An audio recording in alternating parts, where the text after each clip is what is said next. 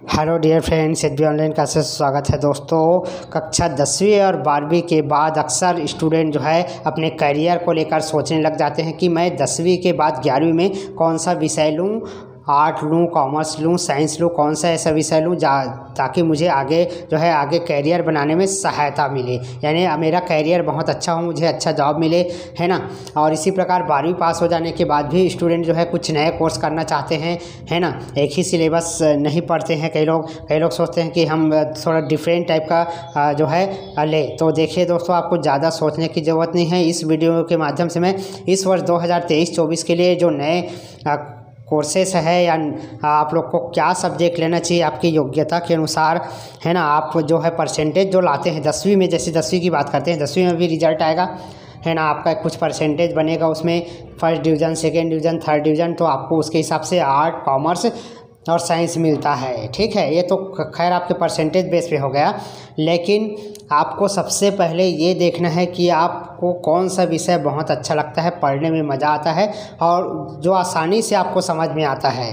ठीक है, और दूसरा डिपेंड करता है आप जो है आगे चलकर क्या बनना चाहते हैं। क्या आप डॉक्टरी का कोर्स करना चाहते हैं, वकील बनना चाहते हैं, ठीक है, इंजीनियर बनना चाहते हैं, या कोई डिजाइनिंग कोर्स करना चाहते हैं, ठीक है, डेकोरेशन का कोर्स करना चाहते हैं, या कोई कंप्यूटर कोर्स करना चाहते हैं।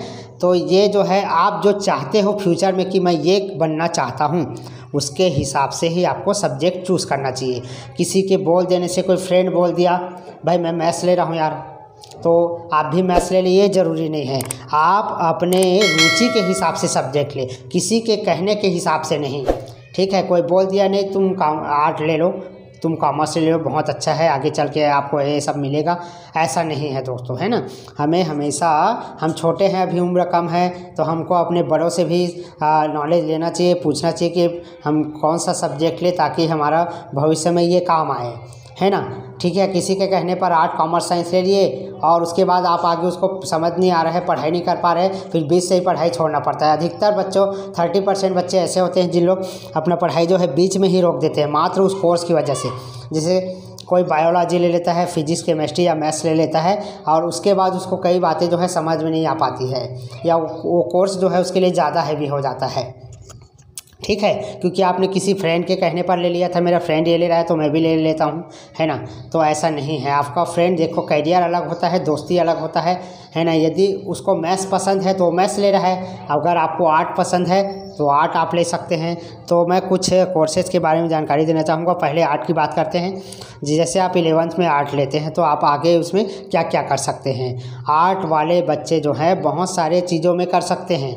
जैसे आप आगे चलकर कंपटीशन एग्ज़ाम की अच्छी सी तैयारी कर सकते हैं।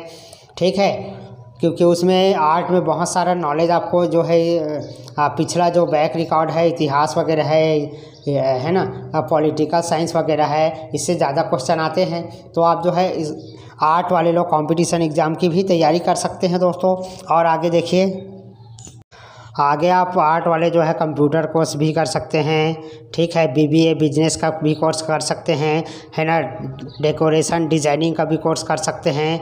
ठीक है, तो बहुत सारे कोर्स आप लोग जो है आर्ट लेकर भी कर सकते हैं। इस प्रकार आप बात करते हैं BCom की, तो BCom वाले जो बच्चे हैं वे भी जो है आगे चलकर कंप्यूटर कोर्स पढ़ ही सकते हैं। जैसे BCA हो गया, BBA हो गया, बिजनेस मैनेजमेंट वाला जो कोर्स होता है, ठीक है, डिज़ाइनिंग का कोर्स होता है। ठीक है, तो ये सारे चीज़ जो है आप लोग कॉमर्स के अंतर्गत वाले बच्चे भी, है ना, बहुत सारे होता है। ठीक है, उसको आप लोग कर सकते हैं। CA का कर सकते हैं कोर्स आप, चार्टर्ड अकाउंटेंट बनने के लिए। ठीक है, अब इसी प्रकार अपन बात करते हैं साइंस स्टूडेंट के लिए। तो साइंस स्टूडेंट्स के लिए बहुत सारे है दोस्तों, उसके लिए आपको ज़्यादा एक्सप्लेनेशन करने की ज़रूरत नहीं है। साइंस वाले जैसे बायोलॉजी कोई लेता है तो वो डॉक्टर के फील्ड में चला जाएगा। अब डॉक्टर के फील्ड में यानी MBBS वगैरह है, नर्सिंग का कोर्स है, इसमें बहुत सारी चीज़ें होती है। जैसे पैथोलॉजी लैब, आप यदि आगे बारीक बात कुछ नहीं पढ़ पा रहे हैं तो आप 1 साल 2 साल का एक्सरे सोनोग्राफी वाला कोर्स आता है, ये डिप्लोमा कोर्स होता है दोस्तों। यदि आप डॉक्टर नहीं बन पाते हैं तो छोटे छोटे जो लैब होते हैं, जैसे ब्लड सैंपल वाला जो होता है पैथोलॉजी लैब इत्यादि का कोर्स 1 साल 2 साल 6 महीने का एक डिप्लोमा कोर्स होता है। इसको सीख कर भी आप जो है उस लाइन में जा सकते हैं। यदि आप बड़ा नहीं कर पा रहे हैं तो यदि आपको बड़ा करना है तो आपको नीट का एग्ज़ाम देना होगा, है ना। और MBBS का पढ़ाई करके आप बड़ा डॉक्टर बन सकते हैं। अब मैथ्स की बात करते हैं, मैथ्स में बहुत सारे होता है, इसमें भी है ना, केमिकल इंजीनियर होता है, इलेक्ट्रिकल इंजीनियर होता है, सिविल का कोर्स होता है, मैकेनिकल होता है, ठीक है। अभी तो और नए नए कोर्स आ चुके हैं, आप BSc भी कर सकते हैं, ठीक। BSc के बाद MSc कर सकते हैं। तो इस प्रकार, और टीचिंग का कोर्स करने के लिए आप तीनों कर सकते हैं, आर्ट, कॉमर्स, साइंस, तीनों जो स्टूडेंट है तीनों प्रकार के, वो बैंक, देखो आर्ट हो, साइंस हो, कॉमर्स हो, आप बैंक के फील्ड में भी जा सकते हो। बहुत सारा जो है जॉब निकलता है बैंक में, तो आर्ट, कॉमर्स, साइंस के भी कंपटीशन एग्ज़ाम दिलाकर जो है आप उसमें जा सकते हैं। तो इसलिए कैरियर के बारे में मैंने सारी जो जानकारी है उसको आपको बता दिया। लेकिन खासकर 10th वाले जब अभी पास हो जाएंगे तो वो जो है बहुत अच्छे से एक बार विचार करके ही अपना जो है कोर्स जो है ज्वाइन करें, क्योंकि बीच में पढ़ाई छोड़ने से आपका कोई फ़ायदा नहीं होगा, बीच में पढ़ाई छोड़ने से। इसलिए वजह से है ना, सोच समझ कर ही विचार करके मैंने बता दिया। और कमेंट करेंगे तो और सारे कोर्सेज़ के बारे में आपको नॉलेज दिया जाएगा कि आपको कौन सी चीज़ पढ़ाई करने से आगे जो है कैसे आप करियर बना सकते हैं, ठीक है। तो 11वीं में जो है आप लोग अच्छे से सब्जेक्ट को चूज़ कर लीजिए, अपने घर में बड़े पढ़े लिखे होंगे उनसे अच्छे से सलाह मशवरा करने के बाद तो आगे और वीडियो बनाया जाएगा दोस्तों। धन्यवाद।